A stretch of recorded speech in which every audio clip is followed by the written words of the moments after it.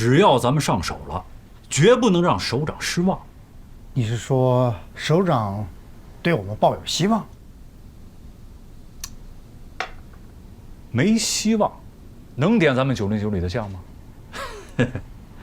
我从当兵那天开始啊，班长、排长、连长，大事小事都点我名，有表扬的，也有批评的，也没少挨骂。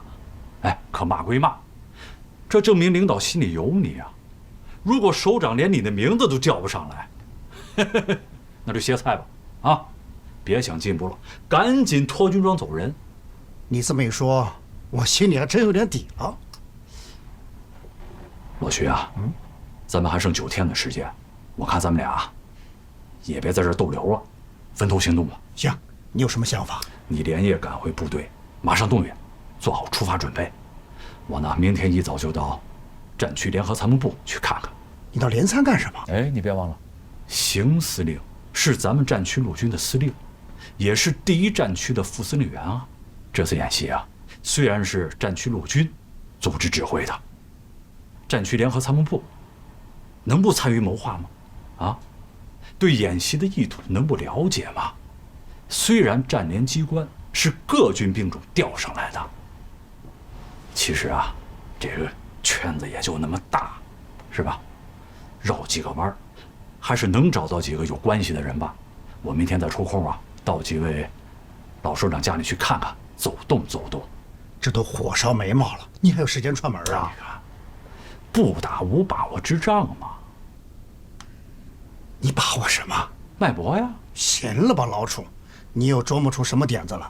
你告诉我，我也好给你做个侧应。啊，怎么说呢？要想不打无把握之仗，就要耗准首长的脉搏。凭我个人的经验，不论大演习还是小展示，都一定要保持头脑的清醒。不管你是当红军还是当蓝军，不论什么样的贴近实战演习，都是要给首长看的吧？你这话说的有点偏颇啊！上来就让我们跟专业化蓝军打对抗，首长到底要看个什么结果？你清楚吗？最起码不能输掉吧？未必。啊，我个人的经验，首长想看什么，参演部队的主官心里一定要有数，否则赢了不一定加分，输了不一定减分。铺陈逻辑。你看我的意思是啊，山豹旅是战区陆军首长的新宠，尤其是沈军参谋长一手推上马的。如果上来就把山豹旅打了个稀里哗啦，那首长的面子往哪儿放啊？不就证明专业化蓝军的思路是错误的吗？我倒没想到这一步。不过这次808旅首长批得够狠的，让军政主官以俘虏的形象出现，哎呦，我都有点受不了啊！这就怪王可贞败得太惨，太有失水准。所以啊，明天我到战区机关找人，摸清楚首长的真实意图。首长的意图不明白，对对手的意图不清楚更可怕。等我弄清楚了情况，再做作战方案，再确定分寸把握也不迟。哎，咱们必须啊2条腿走路。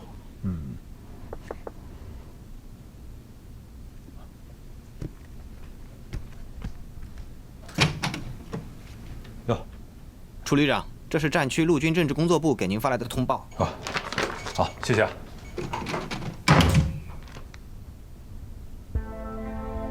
老徐，何亚洲的通报批评是吧？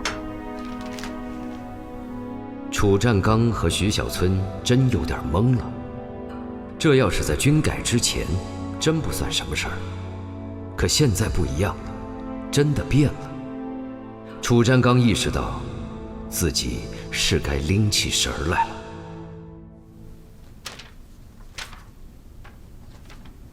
老何，这件事你为什么不事先跟我说一声？没想到首长会这么严厉。你这是何苦啊？我挨了处分跟你有什么关系？我王可贞已经是一条死老虎了，还用得着你去送死吗？你看看吧，808旅刚刚打了败仗。我这个旅长又挨了处分，够丢人的了。现在你这个政委又被战区陆军通报批评，你说我们808旅以后的日子怎么过？啊，我们有什么脸面去面对我们808旅的老前辈们，还有那些流血牺牲的烈士们？老何，你呀，你真不应该背着我去找首长，你这通报批评太冤了。咱俩这是，咱怎么了？为什么？啊？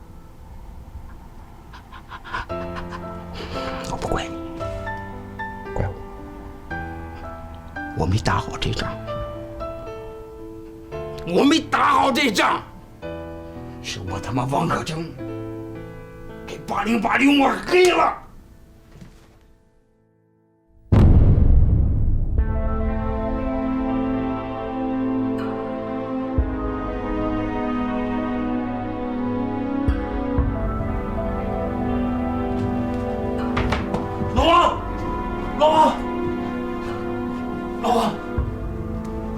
老王怎么了？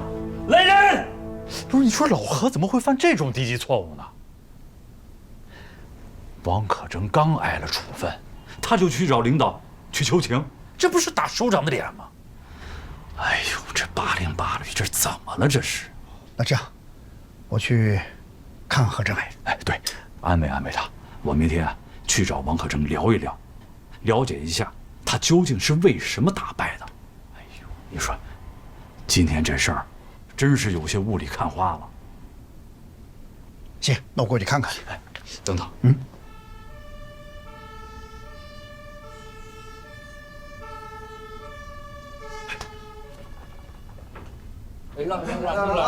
小心小心小心！小心点啊！小心！来，哎，小政委，王刚怎么了？哎呀，徐家口，行，我跟你说。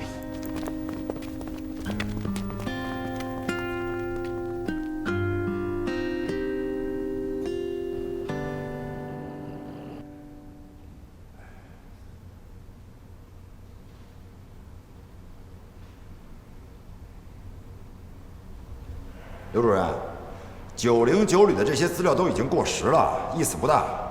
我要他呀，营以上主观的个人资料。明白，10分钟搞定。好，我等你10分钟。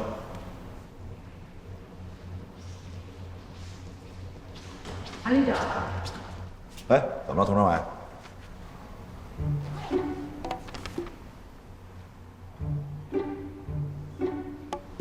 这什么意思？这是？有借有还啊！还是？哎，这借据怎么在你手上呢？我就怕你不认账，让所长又给我复印了一份，一直在我这儿装着呢。哟，这都6个月了。没错，半年。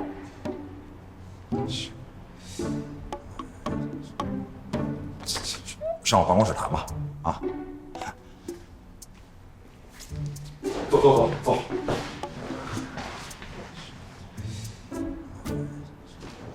哎，现在就咱俩啊，那个，我很真诚的问你一句，你真的对咱们旅一点感情都没有啊？我搞学术研究会更加专注。你可以到咱们旅来搞学术研究啊，你也可以把你的研究生带到咱们旅来授课，让他实习。哎，如果你要愿意的话，你把司徒也带到咱们旅住一段时间。总之啊，只要你不走，一切都随你，你说怎么着就怎么着。他明天就到。明天就来？怎么？你怕他兴师问罪啊？不是，我觉得你们俩有点太着急了。没有，我理解啊，我特别理解。这样，明天我请你们俩吃饭啊。我看还是算了吧。你叫上谢斌，我们俩请你们俩吃饭。也行。真准备马上要2胎啊？你不是说要鲜花相送吗？是，我说过，那个要不跟909旅打完对抗再走。我研究的方向是媒体学在战争中的运用，属于心理学的范畴。哎，我的论文刚写了一半，就被你连租带借，甚至是欺骗和裹挟着就弄到这儿来了。现在山豹旅已经亮相了，一炮打响，功成名就了，我也该回去了吧？正因为这样，你现在是山豹旅的半边天。哎，不是，你现在是一座山，我的靠山。那是组建初期。哎，对了，你别忘了啊，你现在还是山豹旅旅党委书记，你是一把手啊。哎，你不能搞学问搞得不讲政治了吧？你这属于偷换概念，你耍无赖吗？怎么是我耍无赖呢？是你自己同意当政委的呀。山豹旅筹建初期，你就是临时的党支部书记，你说对不对？不对，你当初借我来是让我当几天顾问，说让我帮你翻译外军的资料，协助你去邀请对外军更了解的专家和顾问。你说对外不好称呼，要给我挂一个头衔，我说我是教授，你说作战部队没有教授的编制，政委正好还没到，让我挂政委，是吧？是。你说旅长到了，政委也到了，现在军政干部都齐了，可以开张招人了，是不是你说的？这是我说的呀，但是你没了解我的真实含义吗？什么真正含义？你还有别的含义呢？你看啊，咱们山豹旅是一支假想敌部队吧？对，主要任务是模仿外军，模仿外军的战术和战法。你呢，对外军很了解，又会好几国外语，曾经在欧洲、美洲都当过武官秘书、武官助理、副武官。哎，你说你自己是不是非常适合咱们这个专业化蓝军的队伍？山豹旅刚组建之初，那沈军参谋长就把你所有的资料给我看了。我当时一看你这履历啊，这简直就是人才啊！不是，这人才中的人才是奇才，那我怎么安排？我只能给你安排政委了，一把手。而且呢，你这政委一干就是半年多，这半年呢，你的成绩卓著，有目共睹，而且受到了全旅官兵的爱戴。我得提醒你啊，你现在可是全军屈指可数的女性旅政委，巾帼不让须眉呀！你不要给我戴高帽子，没用。这政委的帽子一戴上，你就有责任感了，你就不是想摘就能摘的了。这个就是我的真实含义。哼，你就是个骗子。我找战区陆军首长去。哎，你现在可是一把手，你走了我也不干了。你别用不干了要挟我。旅长，这位909里的资料全部都在这儿了。哎，好。柳珊珊，我告诉你啊，下一步咱们主要以心理战和信息战为主。信息战、心理战，没错，由佟政委统一指挥。我还有事儿啊，你们先忙。条件句话。政委，旅长他没事儿，他这人啊就这样。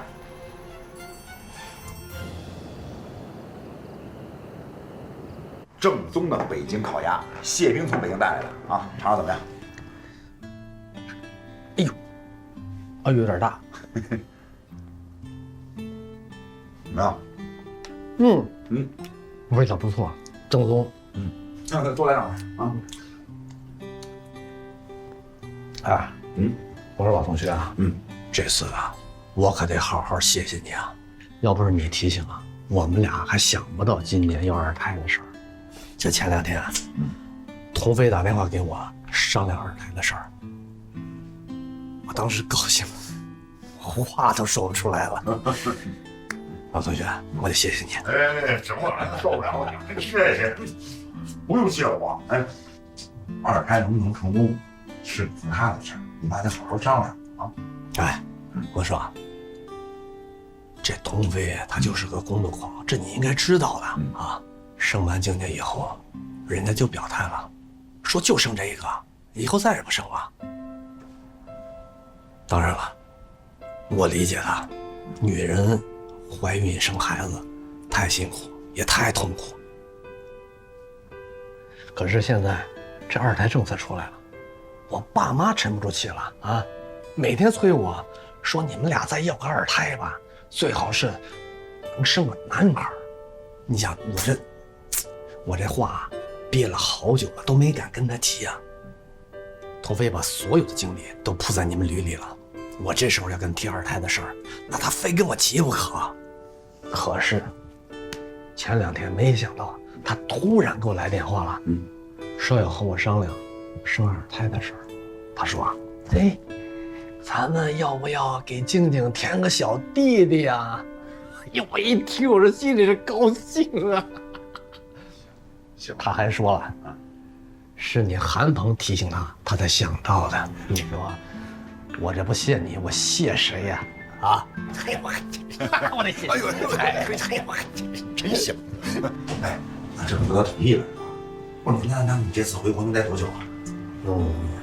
应该差不多能待2个半月了。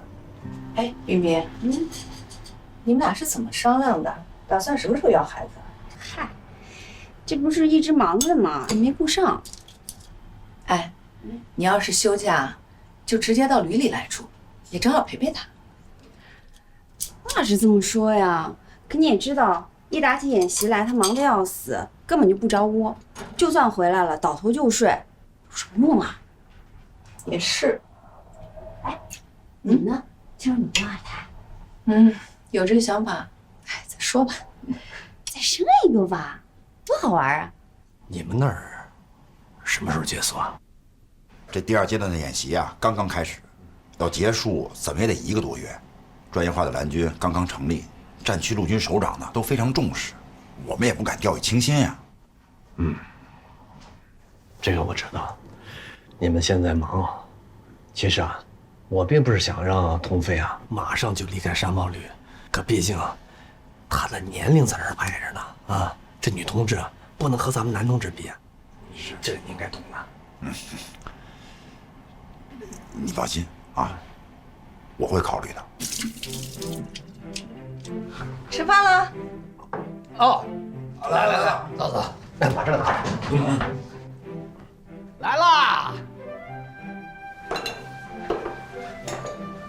好，4菜1汤啊，不错，我手艺啊，很简单啊。哎，谢明啊，这鸭子真好吃，多吃点啊。好。哎，我来吧。哎，我来。这次啊，韩鹏算是一炮打响了啊，表现的不错，咱就把杯子倒满了，给他先庆贺庆贺，好不好？啊？什么呀？要不人家菲姐帮忙，她能打得那么顺利？哎呀，我什么都没做，我就是保驾护航。哎，冰冰明天就要回北京了，咱们今天啊属于家宴，咱们不谈工作，只谈生活。好，就是，尤其你们俩啊，不许谈工作。好，来，干杯！干杯！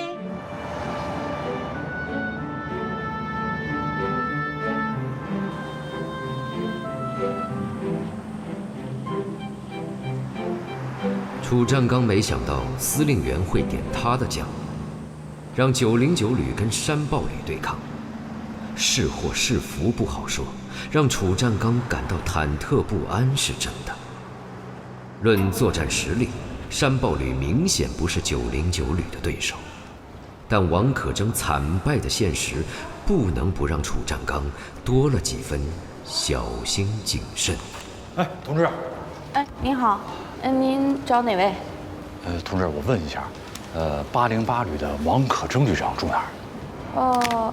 是昨天晚上从那个狼山基地转过来。哎，对，就是他，是昨天晚上送过来的。他现在情况怎么样？他好多了。您是？啊，我是909旅的，我来看看他。哦，那你们不是一个单位的？不是，我们2个单位啊，一南一北，离着有2000多公里呢。啊，不过我们俩是国防大学的同班同学。哦，首长您好，那我带您过去吧。哎，好。哎呦，我来拿吧，水果。不。哎呀，首长，这是我们应该做的。好。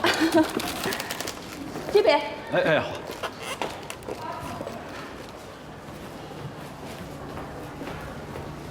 这里。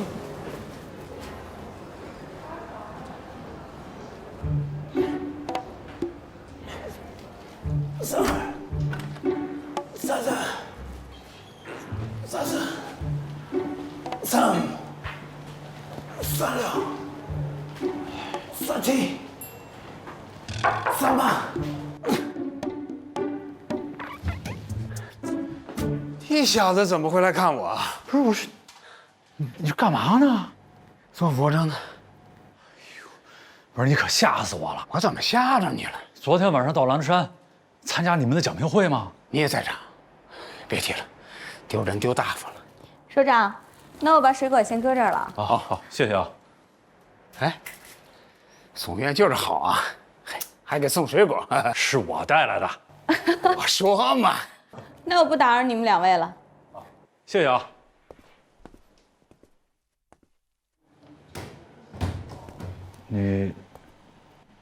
你好了？啊，我好了，这不挺好的吗？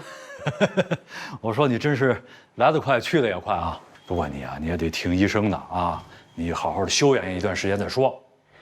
我这不是在反思吗？不是你头朝下这要反思啊？不是你，首长该吃药了。哎。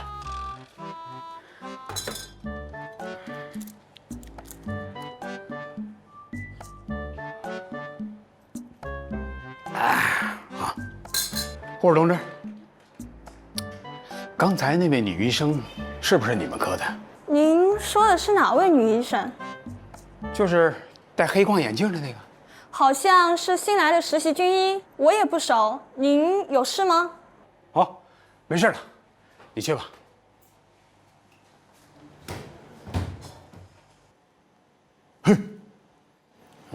不是，怎么了这是？哎呀，还不是被山豹里那个韩鹏给闹的。我刚才看那位女医生，就不知怎么的怀疑她会不会是韩鹏派来，一朝被蛇咬。我还怀疑你是不是韩鹏派来的。不是，你现在这是草木皆兵了啊！我是原本打算今天早晨来看你的，这没想到昨天晚上你就让救护车给拉过来了。你都看见了？可不，躺在担架上，照着氧气罩。我告诉你，老哥，我这辈子都没这么丢人过。你坐呀。哦，哎，刚才你说你在反思，你都反思什么了？何政委打过电话说，战区陆军首长听说我病倒了，就让何政委代表战区陆军首长问候我，还专门给总院领导打电话关照一下，问一下治疗情况。你说，这首长批评归批评，关心下属吧，还真挺让人暖心的。首长还有什么指示？让我在治疗期间好好反思反思，回去以后啊，拿出个整改的思路来。你说说，你都反思出什么来了？哦，原来你看我就是为这个呀！不是，咱俩谁跟谁啊？是吧？哎，老哥，我步你后尘了。什么意思？这第2阶段，我跟山豹旅打呀。哦，对，我听说了。那天啊，我都蒙圈了，脑瓜子嗡嗡作响。太好了，不是，哎，不是你说好吗？太好了！我告诉你，老弟，你给我好好打打这小子，太猖狂了。哎呀，你一定要替老哥出了这口恶气。可惜啊，我现在没有机会了。但是，我基本上摸清了韩鹏的套路。老王，我赶来看望你，咱俩同学的情分是放在第一位的。这第2呢，我是向你来讨教的。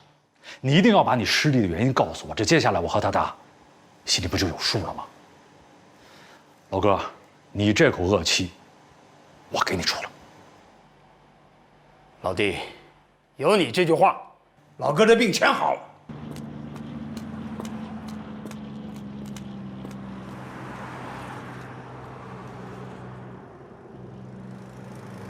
我这次失手主要是轻敌了，跟我分析的一样。还有一点，韩鹏打法上的确有新招，有新特点。怎么样，清楚吗？特别清楚。老哥，你跟我说说山豹旅的新招特点。其实要说新啊，也算不上新。外国军队以及阿拉伯中东几场战争中都出现过。那你怎么还输呢？要不说我轻敌了吗？我怎么也没想到，战区陆军自己组织的演习，战区陆军自己的部队敢这么不守规矩，敢这么大胆妄为。演习没开始呢，就跑到我旅部搞什么偷袭，我还以为不算数呢。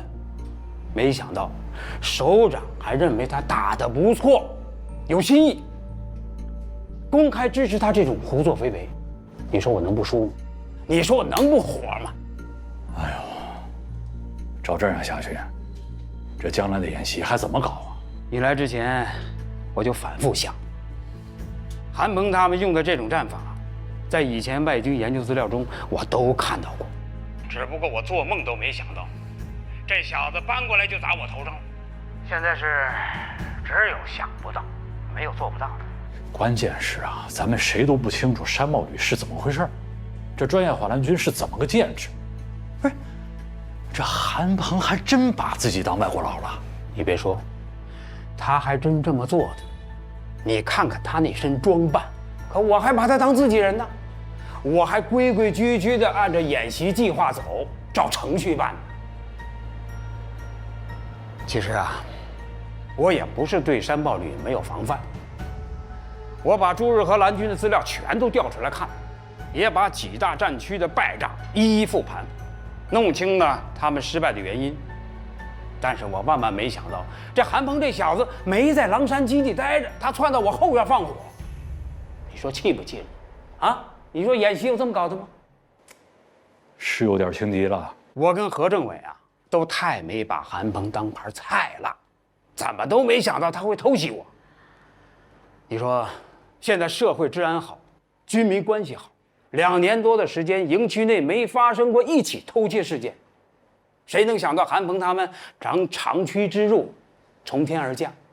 早知道这样，我就不把警卫营拉出来了。家里边有一支部队，只要他下来，我就立马消灭他。哎呀，现在说什么都晚了。这种战法是美国海军陆战队、以色列特种部队常干的事儿。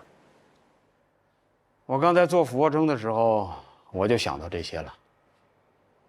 张刚，你可要提高警惕啊，千万不能再犯老哥这种轻敌的错误。韩鹏他们惯用的手法，说白了就是偷鸡摸狗，在最短的时间内搞得你五迷三道，真假难辨。要说士兵对抗，玩真的，那他们现在还不行，毕竟才半年，很多装备都玩不转呢。他们跟我来的是非对称作战，这手很刁，也很鬼啊。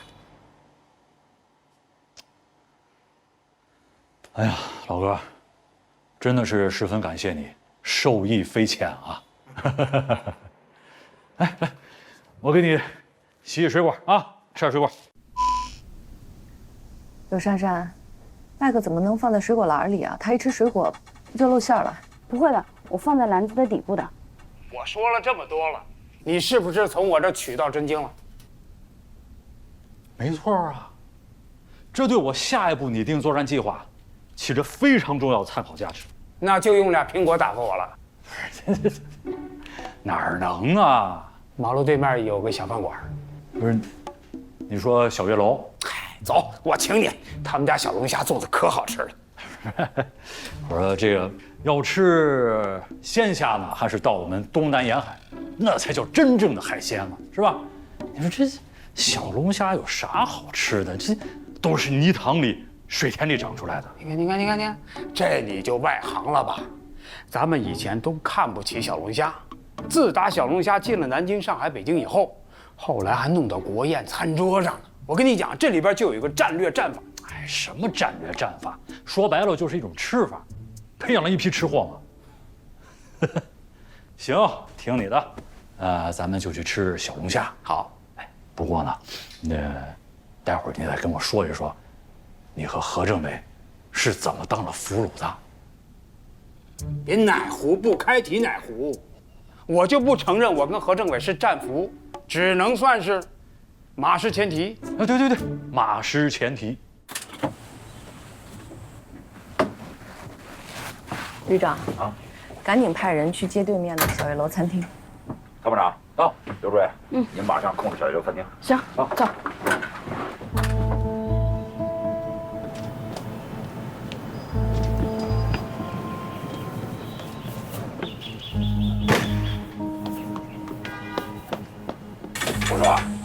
这一套弄得跟谍战剧似的，有意义吗？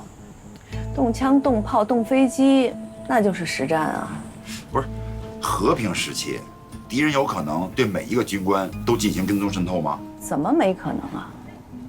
咱们中国军人仗打的太少了，跟外军接触的也少，根本不了解外军战备的时候是什么样子，还以为人家天天在夏威夷沙滩上晒太阳，在咖啡店里喝咖啡呢。那是影视剧，那是在贬低人家。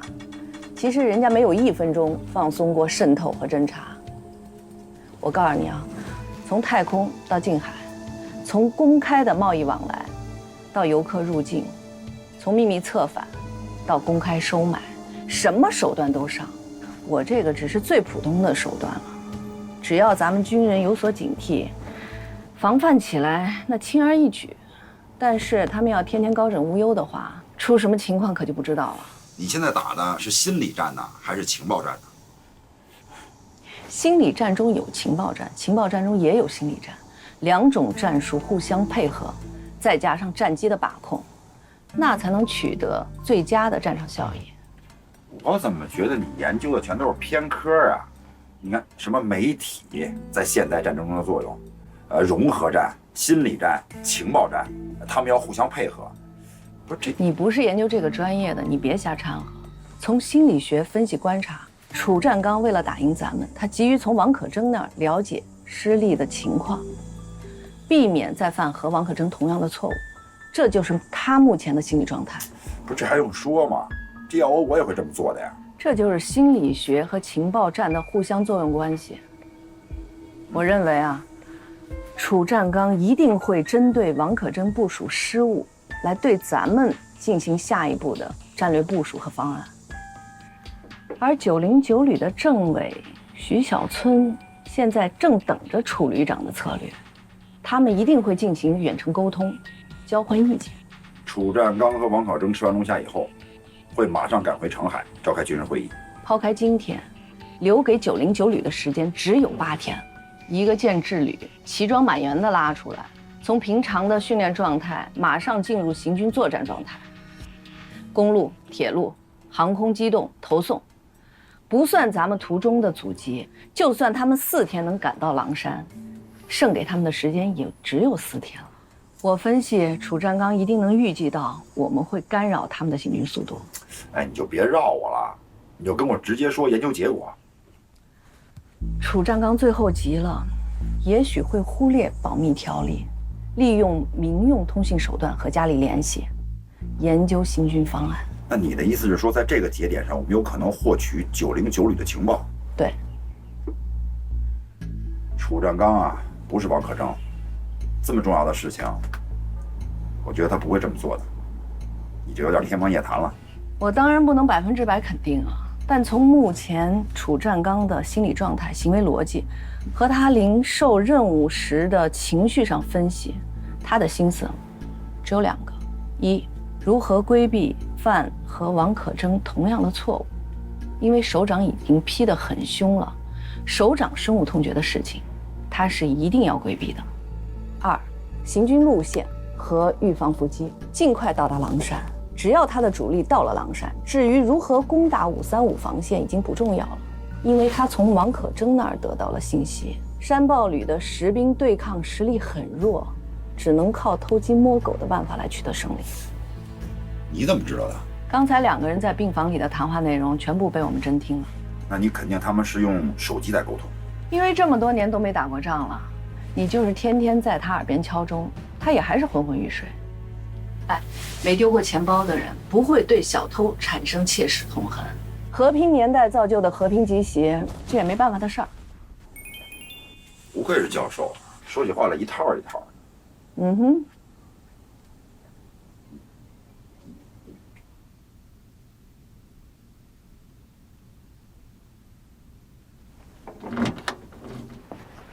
永安，已经连通了，看看清晰度怎么样？好。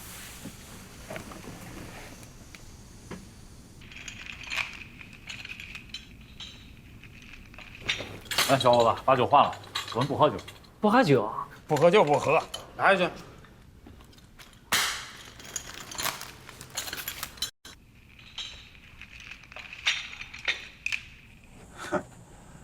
看来二位首长对规定执行的还是很认真的。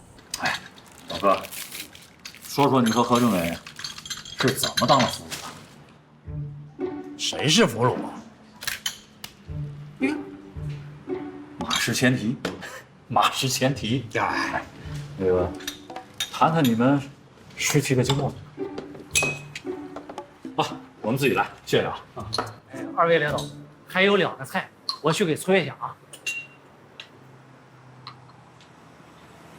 韩鹏其实也没有什么新鲜招数，他玩的也是美国人在伊拉克和阿富汗那一套斩首行动，也就是咱们中国36计擒贼先擒王。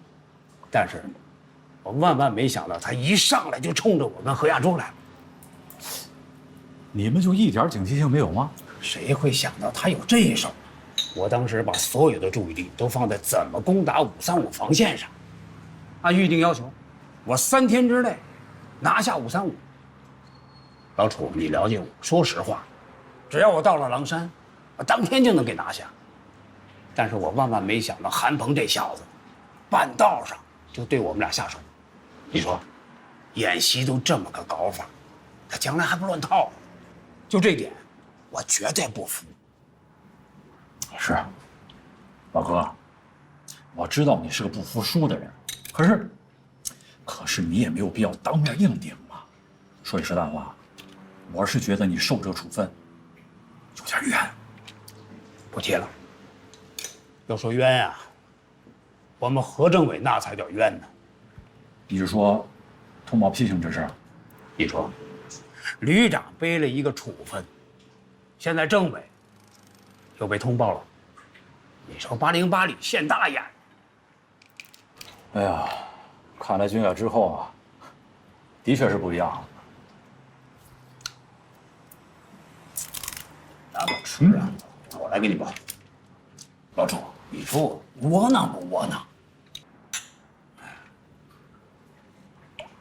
哎，对了，老哥，你和何政委的行踪，山茂旅是怎么知道的？嗨，一上路，我打头，老何殿后，一头一尾相距150公里。我们俩的通话频段有可能被他的无人机给监控，加密程序被破解了。换个频段嘛？换什么频段？行军途中还没开战呢，谁会想到他在路上下手？不提了，不提了。来，虾吃，不是什么虾吃，吃虾，气得我。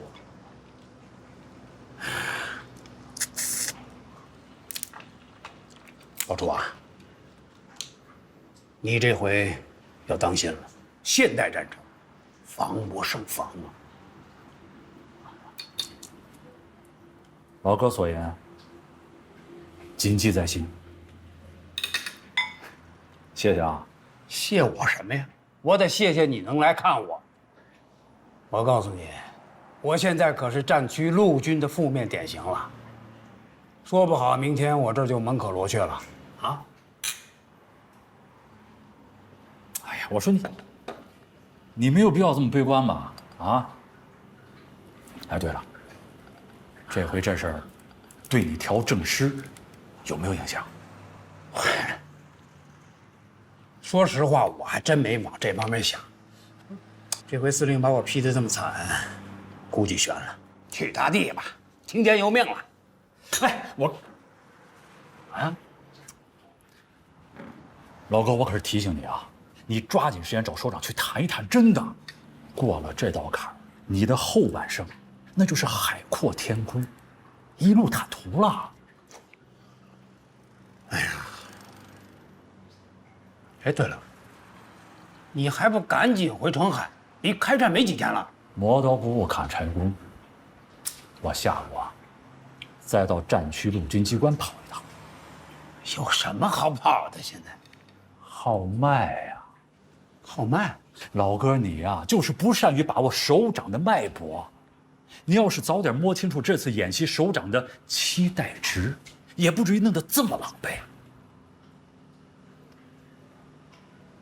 说句实在话，你说沈参谋长不待见你，他也从来没给我好脸过，就去了969一趟。你老弟我，专门跑到海边给他钓了条海鱼啊。可是他呢，看完装备，看完营房，到点是一口饭没吃，上车走人。哎呀，现在的首长啊，跟以前不一样了。嗨，不一样倒好，可那么多关系管屁用，是吧？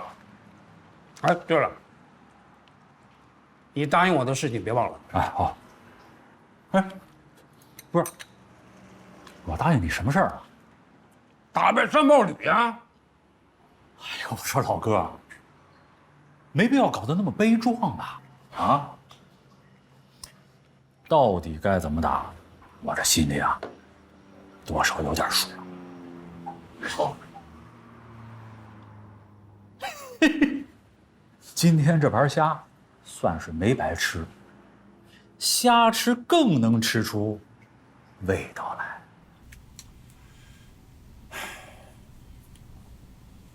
你晚上收拢一下，我们马上返回。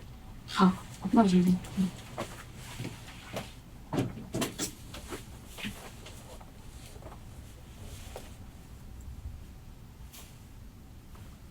怎么不说话？你要我说什么？说说感觉啊。不错啊。什么不错？太笼统了吧？我是指表演。楚占刚胜于王可争，王可争更本色，但是我更喜欢楚占刚。为什么？有较量的空间啊。这倒是一不错的理由。王可争本色直白、爽朗、质朴，喜怒哀乐很容易把控，所以雕虫小技就让他败下阵来。可是楚占刚呢，有点让人雾里看花。城府深，演技超凡，和他过招富有戏剧性，所以我喜欢。干嘛这么看？你没说心里话吧？咱们都在做违心的事儿，不是吗？你是说，打败解放军，就是解放军的胜利？我们不愿意看到的，正是我们天天要去做的。我们每天都在2个频道当中来回切换。我们既希望他们胜利，又要去打败他们。唉，他们为了失败而沮丧，我们也不会因为胜利而喝彩。这就是作为一名专业化蓝军的内心纠结。这种感受，也正是我想走的原因。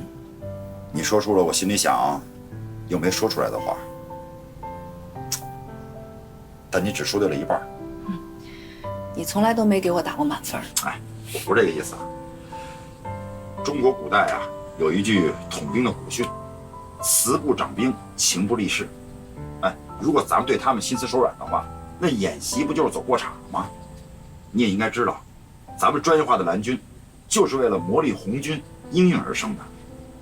咱们今天打败他们，他们可能丢点面子，但是以后呢？以后碰到真正的敌人，有可能让他们丢掉性命，丢掉国家的尊严，丢掉国家的利益。当然了，我觉得这红军呀，不可能永远败给蓝军，早晚有一天呀，他们会打败咱们。那个时候，你这心里边还有什么可纠结的？行，我对你心悦诚服，还是你来当政委吧。你看，你开始臭我。哎，你说说后边应该怎么办？让柳珊珊他们信息情报中心盯死了楚占刚，在运动中寻找战机。王可争说的对，山豹旅只是一支雏豹，实力上远不及战区陆军的几支主力旅。535防线敌不住强大的火力攻击。你说的没错，我们现在只有打心理战和信息战，否则的话呀，那就是螳螂当坦克，最后啊把咱们压得连骨头都找不着。楚占刚在战区机关转了一圈，拜访了几位老战友、老上级，多少摸清楚了上级的意图，也着实让他感到后背在发凉。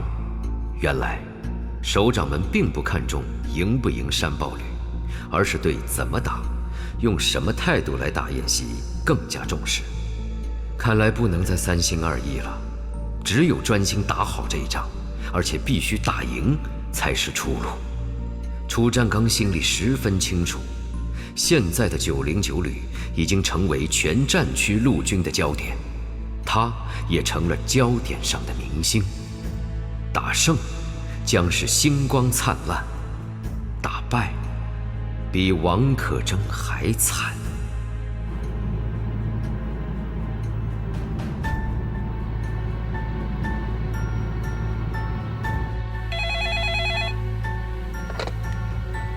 哎，老楚。哎，政委，我已经订了晚上8点的飞机票，估计到家快11点了，急死我了。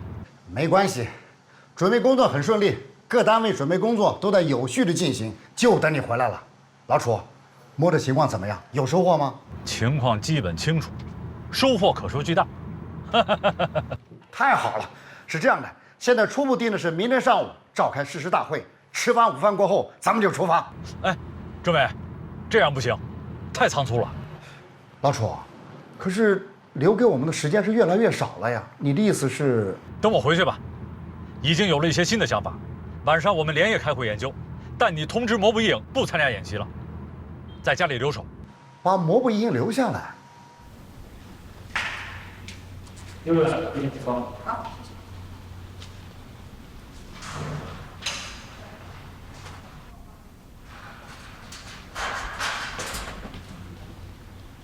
旅长，他们留下一个主力营不参加演习，什么意思啊？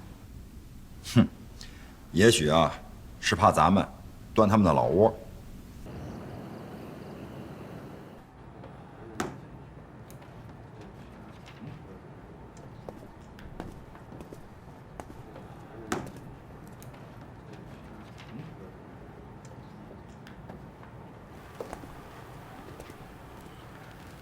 真被你说中了，新编制下来了，909旅炮团车编了，整编成3个营。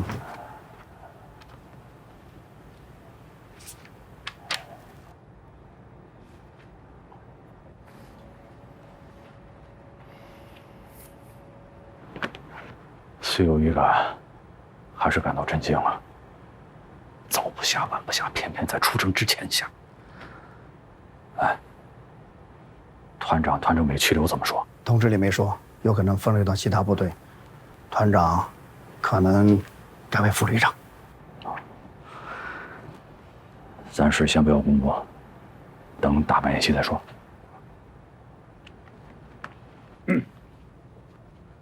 参谋长，开始吧。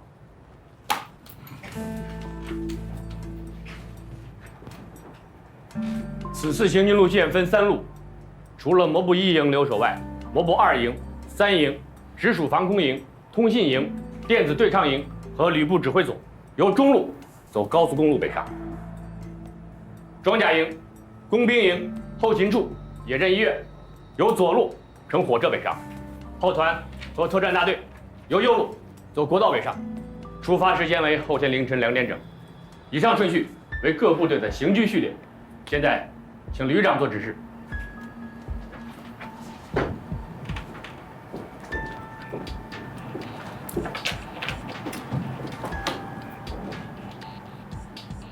各部队的行军路线都清楚了吧？这次战区陆军首长让我们909旅接替808旅，完成决战207实兵对抗演习最后阶段的任务。知道为什么吗？这是战区陆军首长对我们909旅的高度重视和信任，但同时，也是对我们909旅军事素养的一次全方位考核。我们的任务已经很清楚了，从现在开始，7天之后，攻下狼山训练基地535防线。在座的各位团长、营长、大队长们，对狼山训练基地已经很熟悉了吧？在狼山驻训演习也不下5、6次了吧？因此啊，我对部队到达狼山后，部队的展开配合和发起进攻这个过程，我不担心。我担心的是长途行军。为什么要安排在后天凌晨出发？就是要给各单位尽可能充分的准备时间，把在行军途中有可能遇到的问题敌情考虑充分，做到有备无患。808旅败北，还有一个重要原因，你们都知道吗？重打不重行，只注意到了攻打535防线的兵力部署、战术动作、火力配备、指挥协调上面，而忽视了行军和投送过程当中有可能出现的敌情的应急处置。最终808旅就是在行军途中被蓝军搞掉了。2位主官也是在途中被蓝军设计俘虏的，结果功亏一篑。这种惨痛的教训，我们能不吸取吗？兵分3路开进，有利于灵活处置和预防蓝军途中的伏击，一路受阻；另外2路哪怕是一路，也能顺利北进，到达狼山训练基地，取得胜利还有希望。时间紧迫，任务艰巨，又是面对从来没有交过手的刚刚打败过808旅的蓝军主力山豹旅有关山豹旅的资料马上发给大家，回去好好看看，认真研究。808旅的实力说明什么？就在于轻敌和对蓝军缺乏足够的认识。我们不做到知己知彼，能有把握百战百胜吗？对楚占刚来说，的确是遇到了一道难题，但也是一次机遇。如果他真的能在7天之后拿下535防线，一举打败让人谈爆色变的所谓专业化蓝军，楚旅长在战区陆军的知名度将跃居王可争之上，晋升正师职就10拿9稳了。有808旅前车之鉴，楚占刚不敢有丝毫懈怠，谋划部署滴水不漏，不得不让人佩服他的精明过人和出众的军事才华。山豹旅的官兵们，大家好！大家都知道，新的战斗就要打响了。我要问大家紧不紧张啊？紧张，紧张的直哆嗦呢。还有我也有点慌。你什么叫顾子了？战友们，正是在这样紧张的临战气氛中，我们的政委还有我们每周雷打不动的一次周末文艺晚会，大家想不想在这里放松一下、学习一下呀？想不想？想。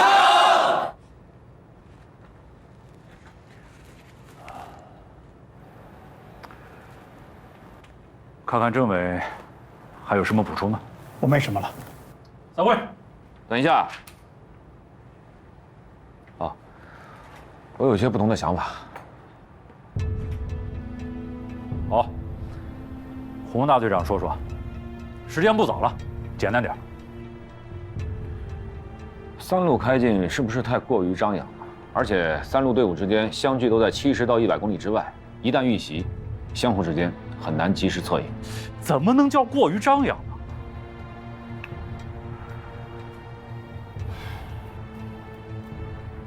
好，你说几路合适？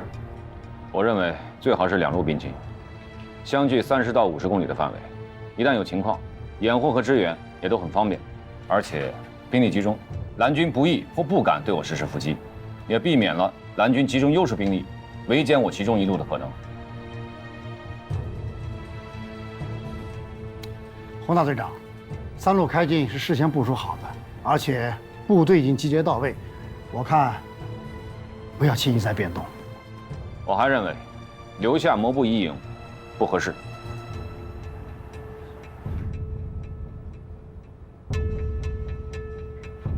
你说说，怎么不合适？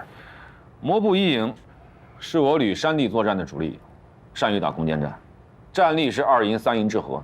而且这次攻打的是535防线，虽然蓝军只有2个营的兵力据守，但我旅如果不集中优势于敌的兵力，发起强力攻势，想在短时间之内拿下535防线，不太容易。所以留守我觉得1个连的兵力就足够了。韩鹏啊，是个不按常理出牌的人，善于玩阴谋诡计、抄后路。808旅吕布被端，就是因为后方空虚。难道我们也想犯同样的错误吗？我想他们刚用过这招，应该不会再来偷袭我们吕布。况且，808旅驻地离狼山基地不到500公里，武装直升机奔袭是有可能的。而我旅距狼山有1500公里，如果大集群不在中途加油，是很难一次性完成攻击的。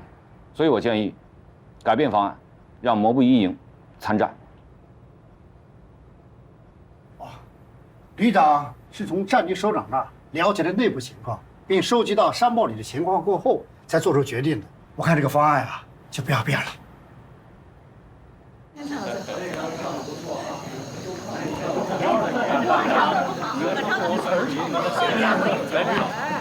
旅长，哎，旅长，你们先回去吧。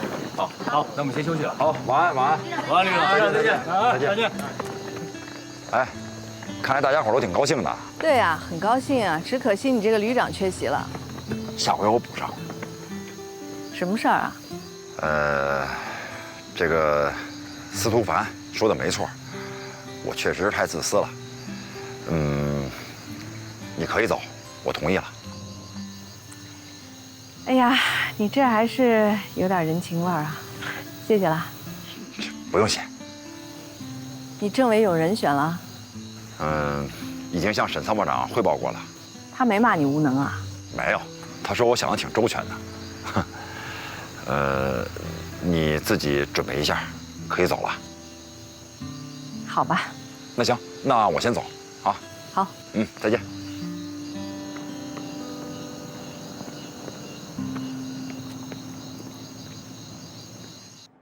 既然你们非要摩步一营留下，那我还有个建议，希望吕领导可以考虑。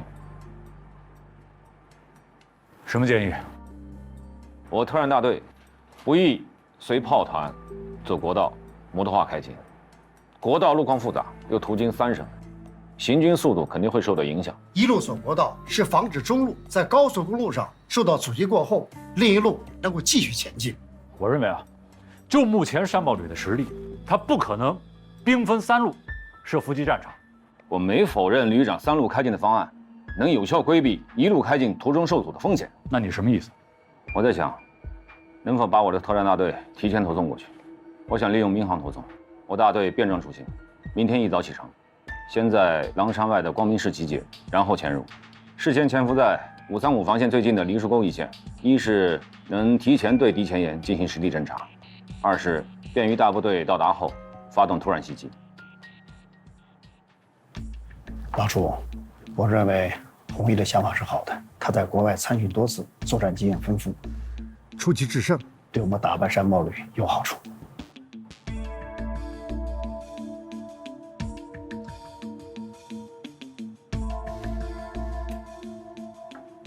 洪大队长这个想法很有新意，很大胆。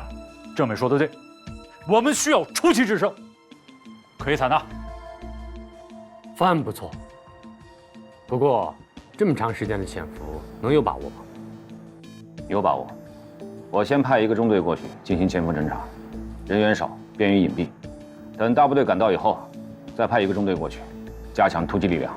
好，洪大队长，就按你的方案办。但摩步一营不能不留下，重犯他人失败的错，是兵家大忌。808旅的实力，首长记忆犹新。我们要是再重犯，就是我们909旅打胜了，也要失分。失分？失什么分？啊，我讲的是印象分。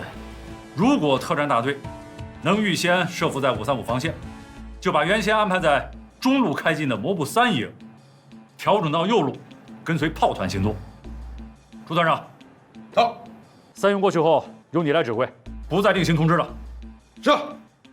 留下摩步一营看家护院，确保了909旅的后方安全，使红军3路大军强势推进有了足够的底气。对取得决战2017第2阶段的胜利，楚占刚已经找到了胜券在握的感觉。909旅上下是满满的信心和豪情，而不幸被淘汰出局的王可争，此时此刻还没缓过劲儿来，悲愤沮丧的阴云笼罩在808旅营区。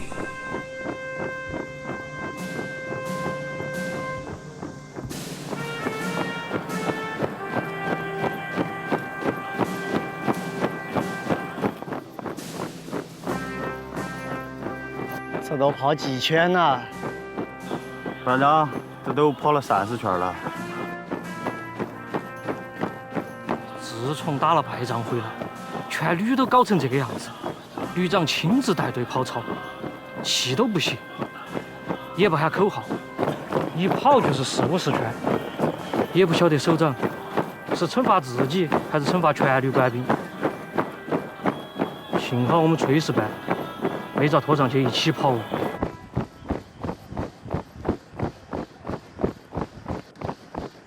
班长，饭有凉啊！凉了嘛就热嘛。班长，都热了2回了。凉。再热。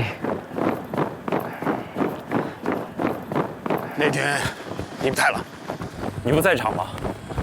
代表你和旅党委表态。咋表的？回来好好总结呗。总结啥呀？当然是败在哪儿了。到现在我也没整明白我败在哪儿了。你小点声，吼什么呀？别钻牛角尖了，承认失败并不丢脸吧？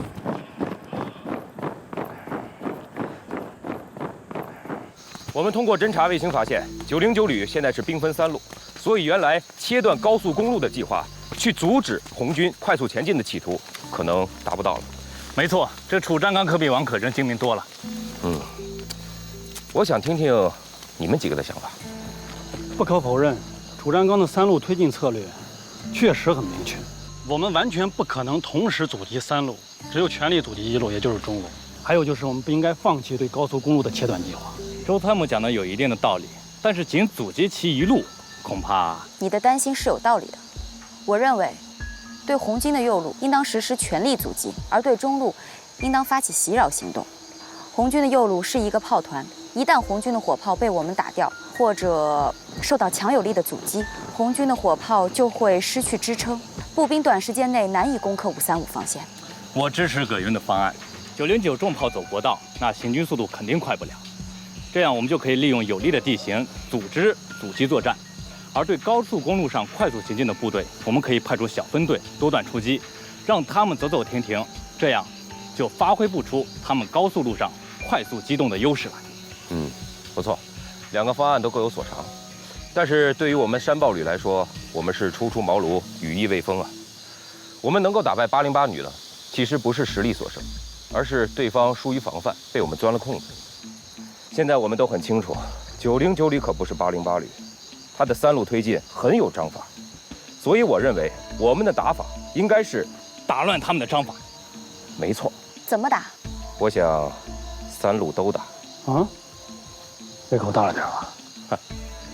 要是真打，我们恐怕没这个实力；但是不打，我们必输无疑。我的主意是，打蛇打7寸，以我之长，攻其之短，袭扰为主，乱其方寸。他们现在是3路开进，就像3条长蛇阵，其中必定有薄弱环节。接下来我们的任务就是搜集这一方面的情报，只要找到关节点，我们就有办法下手。只要让他们走走停停，我们的目的就达到了。这样吧，郝参谋长，那我们就再拿出一个详细的方案来上报给旅长。好。同意啊，我真想一块儿跟你们过去看一看。政委对我还不放心？不是不放心，而是觉得激动人心。跟这支蓝军部队打对抗，还是第一次，我们以前没有接触过。这次参加第1阶段总结，总算是见到山豹旅的2位主官了。你感觉怎么样？遗憾的是没有正面交流，不过看上去他们很精明，也很年轻。咱们一上来就和山豹旅打对抗，也许是件好事情，但是千万不能掉以轻心。他们的侦察能力很强，技术设备也很先进。红毅啊，旅长的性格脾气，咱们大伙儿都了解。他不喜欢下属公开场合下反驳他的意见，可是你当着这么多营以上的干部否定他的决策，这样不太好吧？事关重大，说我怕。可以会后再交流嘛。我知道您说的对，但是我忍不住。其实想调你过来干副参谋长，也是旅长的提议。希望你能接好丁参谋长的班。好了，我还要去追赶大部队，旅长他们已经出发了。还是那句话，关键时刻还要靠你们特战大队。谢谢政委的关心，那我走了，注意安全。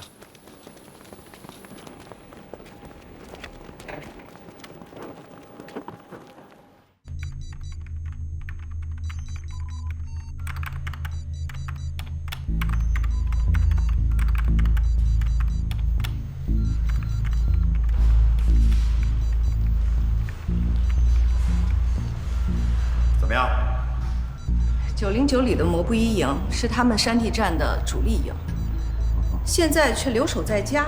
嗨，他们是怕我们呀偷袭他们后方，就把主力部队呢留下来看家了，这可以理解。不过楚占刚这次可是来者不善，3路开进，长驱直入。我看真打硬拦，恐怕是挡不住。这郝参谋长啊，正在部署葛参谋的作战方案。葛源，你说说。旅长，这是昨天晚上信息情报中心派黑客潜入909旅网络截获的行军方案情报。右路是一个炮团，一个加强地炮营，一个远程火箭炮营，后面还有一个特战大队。沿国道北进，我们在统领山和小毛山一带设立了2处阻击阵地，估计可以拦截他们大概2天的时间。我是看好楚占刚的中间这路。中路，你准备怎么打？冯孝生和柳珊珊他们做了一个方案，你看看。我有点事儿，待会儿。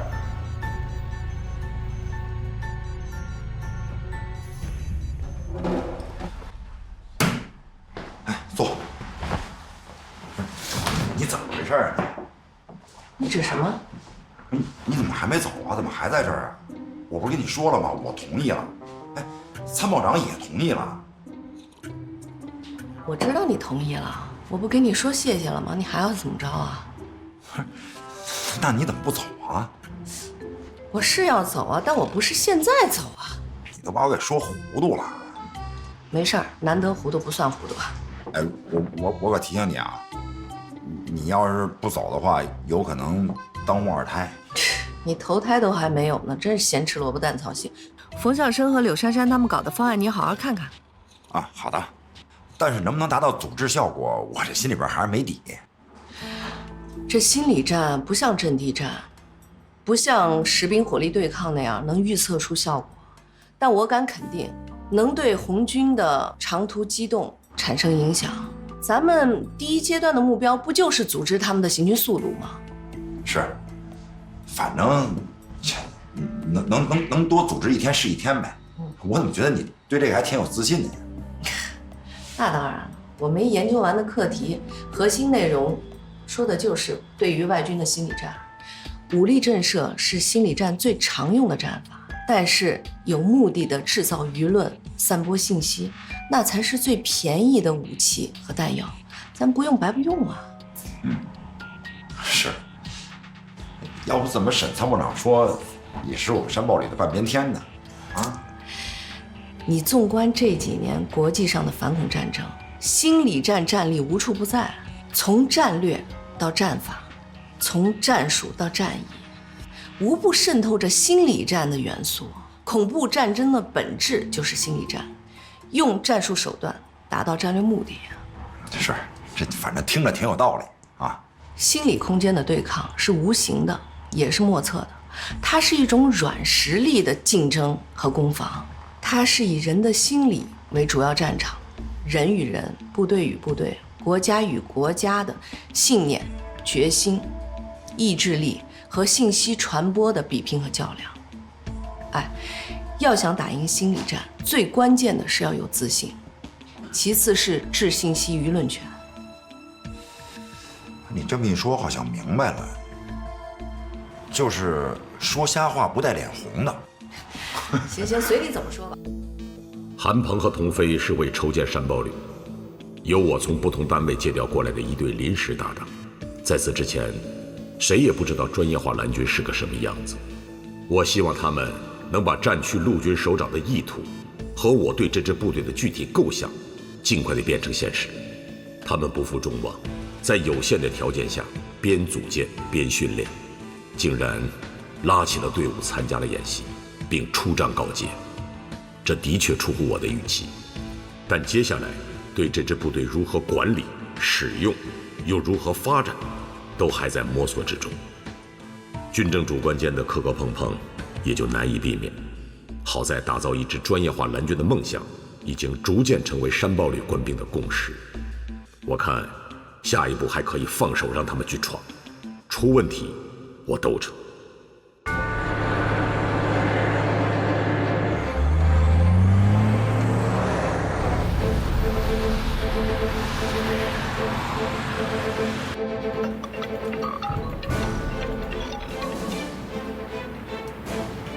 好，我马上向楚总汇报。老楚啊，弘毅他们已经安全到达了小光机场。好，让他们保持联络，进展情况随时报告。好。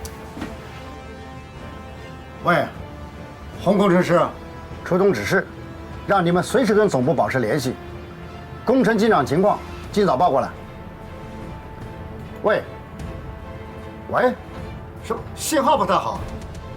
行，你明白就行，挂了啊。哎我啊，什么楚总、洪工程师的，你这是弄的一套什么呀？哦，这是我送他们上飞机时，弘毅和我临时编了一套暗语，防止有人窃听泄密。这都什么年代了，还搞这套40年代的谍战手段？现在有跳频加密电台，有网络加密技术，不用这么费劲。弘毅说呀，多点防范意识是很有必要的。本拉登隐藏多年，美军动用所有的高科技手段都没能抓到他，就是他呀，从来不用无线通信工具。要不是内部人出卖，想抓到他还得费番周折呢。哎，你刚才叫我楚总是吧？是啊，弘毅说他现在是公司里的一名工程师，你呢就是他们的总经理，他们去完成一项工程任务。535防线就是建筑工地，作战行动就是施工方案。哎，有点意思。哎，张梅，给洪工程师打个电话，再给他说一下工地上的情况，让他一定要注意施工安全，一定要杜绝工伤事故。没想到哈，楚总这么快就进入角色了。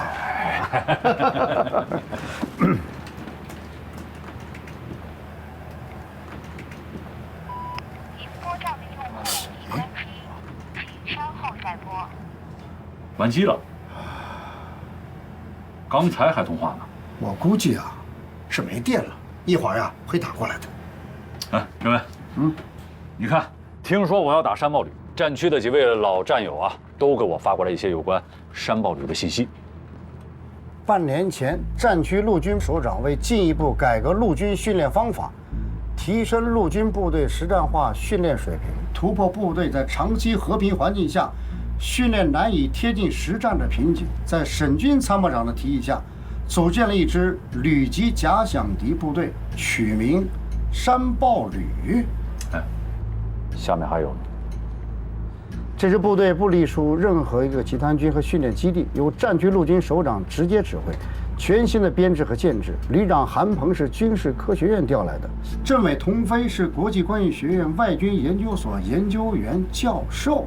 往下看，下面一条，为的是避免战区陆军内部近亲繁殖和各种人际关系，韩鹏到任后几乎没与战区陆军其他部队主官们见过面。山豹旅参照外军数字化旅编制组建，该旅配有相当数量的文职人员，组成信息情报中心，主任柳珊珊情报学博士。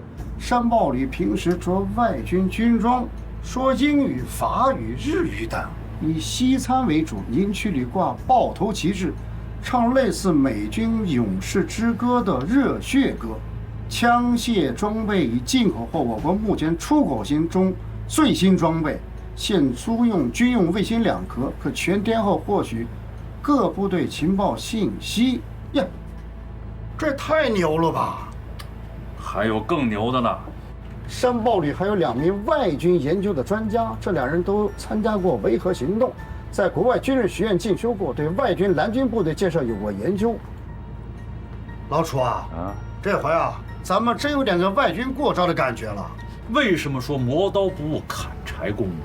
我到战区陆军就是搜集这些信息，发动所有的关系啊，弄清楚山豹旅的情况。王可征哪会想到，蓝军背后还有这些背景？他不败才怪呢！老楚啊，我真没想到你考虑的这么周到啊！我还给王可征买了一个200多块钱的馆儿呢，他请我到小洲吃龙虾，最后还是我结的账。哎呦，这笔账啊，可不好报销啊！啊，这有什么呀？找我老婆报就是了。哎，这位你想想，这打一场演习多不容易啊！要想打胜，这演习之外的功夫不得不下呀。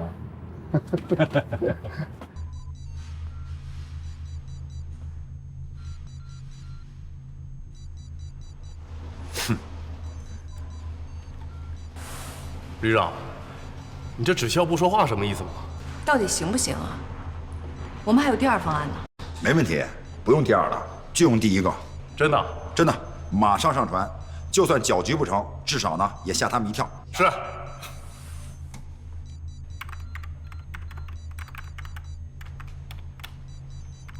我听这个柳珊珊说呀，现在呢他正在研究这个808旅还有909旅，他们这些领导人的人文素质。哎，这是什么意思啊？柳珊珊啊，是从人物的性格、行为、嗜好的角度去分析某一个人的命运和归宿。比方说，王可征和楚占刚，他们以前都爱喝酒，可是现在不让喝了。那一个急刹车，有些人可能就能适应，自我调节能力强；有些人恐怕就适应不了，难免会酒后出事。人家是从一种微观的现象入手，去研究军改以后军人心理状态的某种变化过程。这种研究有意义吗？情报学本身就是一门新兴的交叉学科，只有深入进去，横向印证，才能获得所谓的收获。至于意义嘛，我也不好说。但是我觉得，只要去探索，都是有意义的。你这么说，我还是有点懵。这也不奇怪，军区时代一下子跨入了战区时代，大陆军的理念一下就被打破了。战区主战，军种主建，联合作战指挥体制和军队体系重塑，这么大的动静，谁能不懵啊？所以呢，任何探索都是有意义的，哪怕是失败的，也是有意义的。哎，那你跟我说说，失败者有什么意义？失败的意义就在于为后来的成功者寻找捷径啊，就这么简单。我看没这么简单。怎么说？你看啊，失败者呢需要承担巨大的压力，需要承担责任，承担后果，让人怀疑他的实力，最后甚至有可能被淘汰。所以说，谁也不愿意做失败者呀。道理简单，理解起来不简单。军改的首批参与者必将是一群军改的探路人，甚至是要付出牺牲的奉献者。真正享受军改成果的，肯定是后来人。因此，我们对此要有清醒的认识。沈参谋长也说过，专业化蓝军具体能走多远，他心里也没底。但是我们还要继续往前走，这可能就是军改参与者的勇气和精神吧。还有呢？我看你是揣着明白装糊涂。我不否认呐，这王可征啊，他是轻敌，没把山豹旅呢当回事儿。输呀，输在墨守成规上；败呢，败在脱离实战和不了解现代战多样化的战场形态上。是，我们只不过是先下手为强，占了点小便宜而已。但是楚占刚针对我们已经做好了充分的准备。对于909，我们到底应该怎么打呢？他呀，3路开进，气势如虹。我们呢，分兵阻击，还没有这样的实力，只有集中兵力围歼其一路。可这已经是老套路了。套路？对呀，70年前运动战的战术。而今天，只要我们队伍一出击，天上的卫星早就把我们的行动轨迹清清楚楚地告诉了红军，而909的另外2路部队必将势如破竹，只要一路到达狼山，那535还有险可防吗？你说话呀！你不是都说了吗？我是提出问题，解决问题是你的活。你已经提出了多套方案，而且我呢批准了第1套方案。你倒是会吃现成饭啊！也是，强攻我们不行，围歼也不行，我们唯一的办法就是攻心战，打心理战、网络战、舆论战，利用他1500公里的行军路程，在途中对他进行各种袭扰。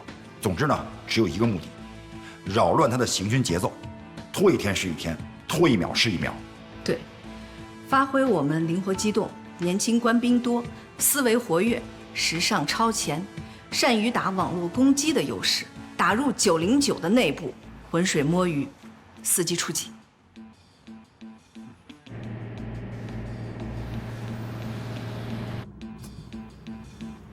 红毅的手机怎么还是关机啊？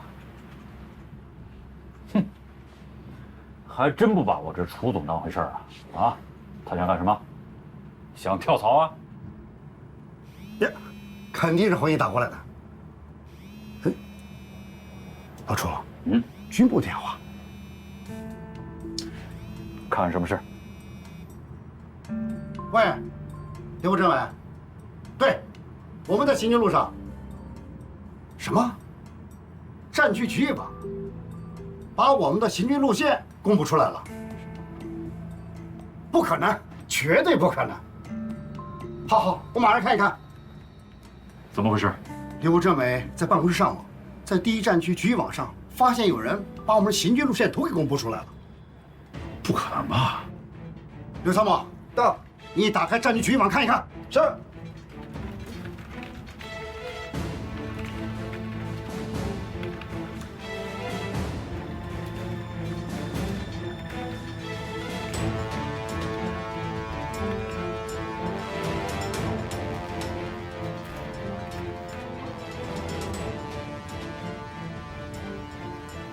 这蓝精灵是什么人？